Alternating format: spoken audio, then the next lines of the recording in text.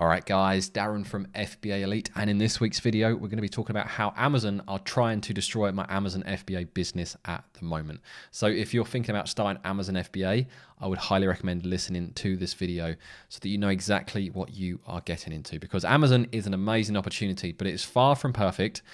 And I've talked about it in the past that seller support, Amazon seller support, is just not fit for purpose. And what's been happening to me over the past 6 weeks, it's a perfect reflection of what I've been talking about. So I'm going to be showing you exactly everything that's happened to me. And I'm going to give you two big takeaways. Number one, what you can do to avoid ever being in the situation that I'm in at the moment. And number two, I'm also going to be naming and shaming the third party that's been involved and has played a big hand in the damage that this is doing to my business. So what we're going to be talking about today is one of my recent shipments. This is a large shipment that arrived about 6 weeks ago. And at the moment, it is still not at Amazon. And that is a big problem for a number of reasons. You know, if your product at Amazon is out of stock, a number of things happen. Number one, obviously you lose sales. So you're losing profit all the time you're out of stock. Number two, because you're not making any sales, your organic ranks drop off. So you fall down in the search results. So when you do get back in stock, you then have to pay to relaunch. So that's like a triple whammy, isn't it? No sales because you've got no stock. Dropping down the ranks because you're not making any sales. And number three, you've got to pay to relaunch your product. Then on top of that, if your product goes low in inventory, you pay Amazon additional fees. And if you have too much stock at Amazon, not only do you pay their regular monthly storage fees, you pay excess inventory storage fees as well. So it is really difficult to manage exact inventory with Amazon. And when they make it even more difficult, which I'm going to talk about in this video, it can be a super frustrating experience and a costly experience too. So I had a shipment arrive about 6 weeks ago, and when the shipment arrives, it comes in a container and it gets devanned. And what that basically means is the container gets unpacked. At that point, my freight forwarder then books in a delivery with Amazon. Now at the moment, for the freight forwarder to make that delivery, they had to wait 3 weeks for an appointment, during which time the products that I was on that shipment were heading out of stock. So I slowed down the sales, I reduced the PPC, and just made as much profit as I could, understanding fully that I'm going to have to relaunch those products regardless. So I waited 3 weeks, products went out of stock, lost those sales, lost those ranks. Delivery day arrives, and then the freight forwarder contacts me later in the day to inform me that the delivery failed because the courier or the haulier that they'd used to do delivery of those pallets to Amazon, they got to Amazon, they went in, and then they couldn't get to the loading platform. The loading platform was too busy, and the forwarder, they waited for a couple of hours, and then they've got other stuff to deliver. And they also even said to Amazon, look, we can unload this ourselves using our own forklifts, and we can give it to you. But Amazon refused that. But because they couldn't get to the loading bay to unload their lorry onto the Amazon loading bay, they couldn't deliver the stock. So it was a failed delivery. Now, this isn't the first time I've had a failed delivery. I've had it a handful of times in the past. So I was like, okay, this is super frustrating, but book me in another delivery. So they booked another delivery, and the next available delivery date was 3 weeks after that. So again, super frustrating. But as I've always talked about with Amazon, is that the most successful sellers are the ones that can park their emotions. So I thought, okay, this is what it is. I can't do anything about this at this point. This is the soonest appointment Amazon will give me. So we waited 3 more weeks. Earlier this week, that appointment came, and the haulier arrived, got to the Amazon delivery gate and said, we've got a delivery, we've got a booking. And when the haulier books in that delivery, Amazon send a confirmation email to the haulier with an appointment ID. The delivery driver gets there, it gives them the appointment ID, and Amazon turn around and say, we have no record of that appointment ID, despite the fact it's come off an Amazon confirmation email. So at that point, my freight forwarder, the stock goes back to my freight forwarder, and my freight forwarder was saying, we can't do anything, which I'm going to come back to in a moment, because like I said, I believe they played a big part in this. But I want to focus initially on Amazon, as you guys are all going to be using Amazon, but not all of you are going to be using the freight forwarder that I'm going to be naming and shaming in this video. So as it stands, what I've had to do is use a different freight forwarder to go and get the goods off my current freight forwarder so that we can deliver them in a different way. And this is an important takeaway from this video. When you are delivering to Amazon, you have two choices. You either use the Amazon booking system, which I think they call it Carrier Central, I think that's what they call it. And then the haulier books it in with Amazon, and that's when you get an appointment 2-3 weeks in advance, especially at the moment when things are busy. Or alternatively, you can use an Amazon approved partner, and then they generally have daily bookings or daily deliveries to Amazon anyway. So you just get your goods onto their truck and you should get delivered. So what I've had to do is find a freight forwarder that can use an Amazon partner delivery instead of the original freight forwarder, who don't offer that as a service and were unwilling to do that, despite the fact they could have called up someone like PalletLink and just said to them, can you do this delivery for us? They would not do that. So that's why I'm blaming these for part of the problem as well. So as things stand, that inventory has just been collected, and I've got everything crossed in the next few days that inventory may be delivered to Amazon. So what I did is, when that second delivery failed, and this is going to give you a honest, open example of how poor seller support is, I'm going to show you the exact log, the exact conversation I had with them, trying to find out why they just said that that appointment ID did not exist on the second delivery attempt. So let me bring you up this Word document and stick with me. It's quite a bit of text to go through, but I'm going to try and summarize it as much as possible.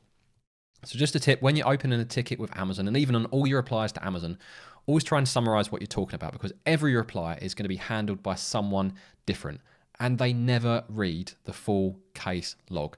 So I always kind of repeat myself to try and drive home the core information. I also try and give them the information they need as easily accessible so that they can hopefully respond to the ticket in a helpful way. So I just said to them, look, this is my shipment ID, Amazon reference, and appointment ID. So all of the core information.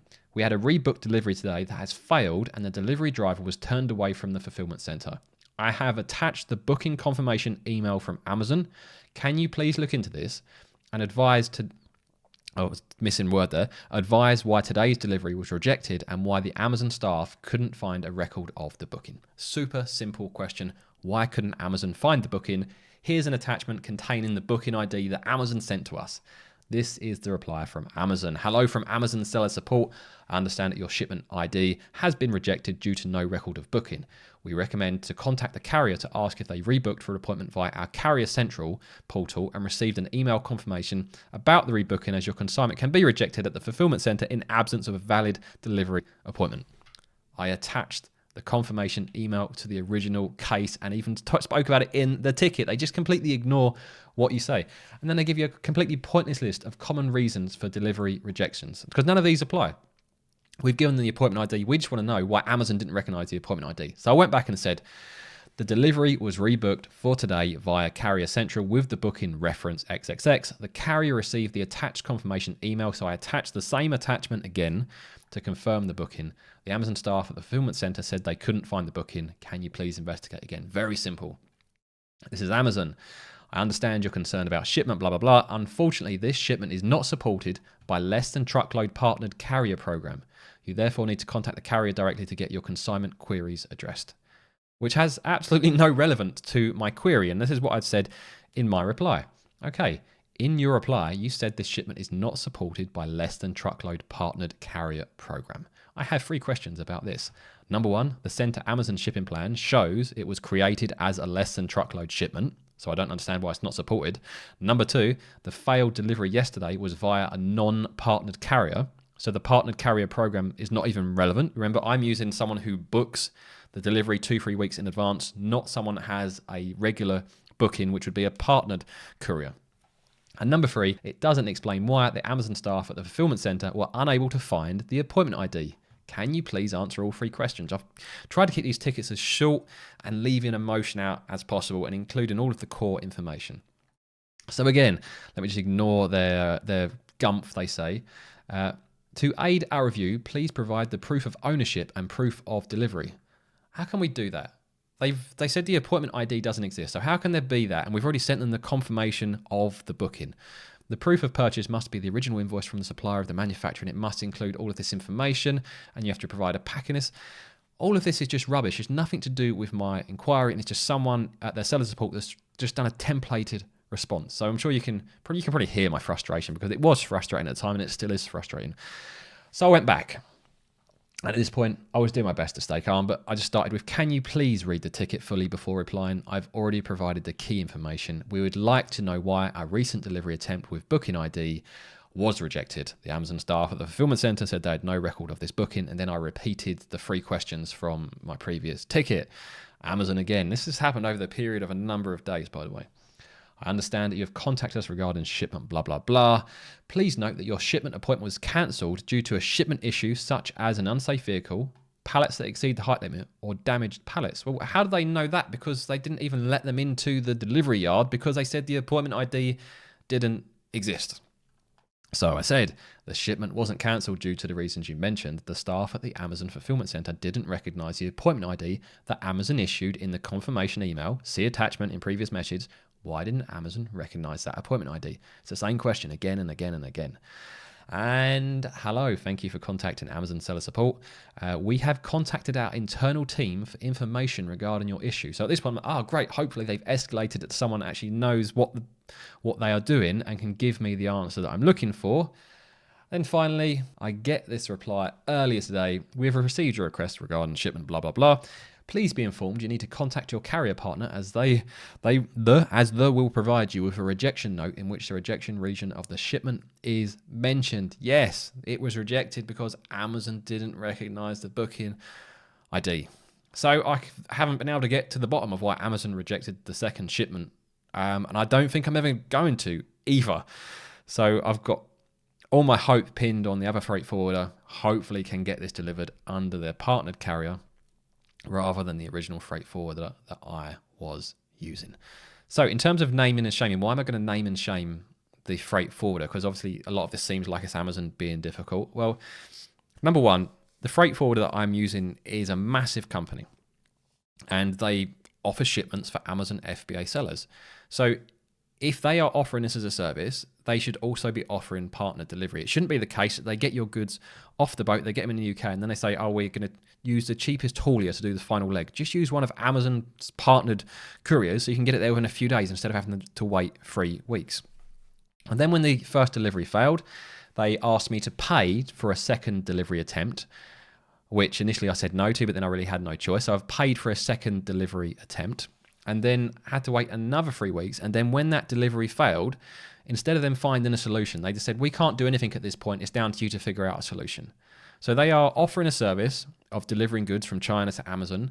They've let me down twice, and then they haven't been able to find a solution for me. So I've had to pay £500 to a different freight forwarder to go and get those goods out of their warehouse and send them to Amazon. Whereas this company could have just picked up the phone to someone like Palletline. They could have booked in an Amazon partner delivery from their warehouse to Amazon, and they refused to do it. So that's why I'm going to name them and shame them.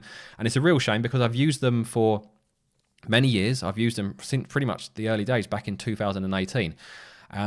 But at this point, I can't recommend them any longer. So the shipping company, the freight forwarder, is Woodland Global. I've not had many issues with them in the past, but this issue, the way it's been handled and the person I've been dealing with, it's just not been acceptable. So I withdraw my recommendation for Woodland Global, and I will be looking into alternative freight forwarders. Now, hopefully the freight forwarders digging me out of this hole is Westbound Logistics, who in the past I have criticized, but I'm hoping they will resolve this for me, and I'm going to be looking for new freight forwarders as well. And then when I've got some new recommendations, I'll be sharing them with you guys. So the big takeaways from this: make sure you're using a freight forwarder that uses a partnered delivery network for that final leg. When your goods get here and get off the boat, you don't want to be waiting 3 weeks for an individual appointment that could then fail.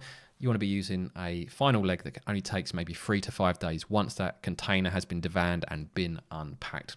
Number 2, if you have to deal with Amazon seller support, I'm sorry, be prepared. They are useless. Try to stay calm. Keep repeating yourself. I haven't got a successful answer in this case, but by being able to park my emotion, I was able to deal with it and actually try to work towards a resolution that I could control. Whereas if I just left it to Amazon, I don't know. I don't think I'd ever got to the bottom of this. Number 3, of course, if you are going to use Woodland Global, be aware that if an issue like this arises, then potentially the resolution, they may not provide the best support, and they certainly haven't provided it to me over the past couple of weeks or past 6 weeks, and I'm extremely disappointed by that, especially as I've used them many times and have recommended other people to them.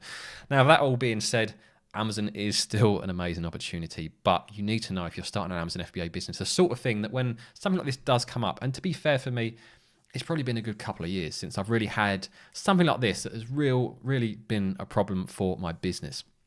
But at the same time, you've got to be aware that these things can pop up as you're going to hit a hurdle somewhere, many hurdles at many different stages.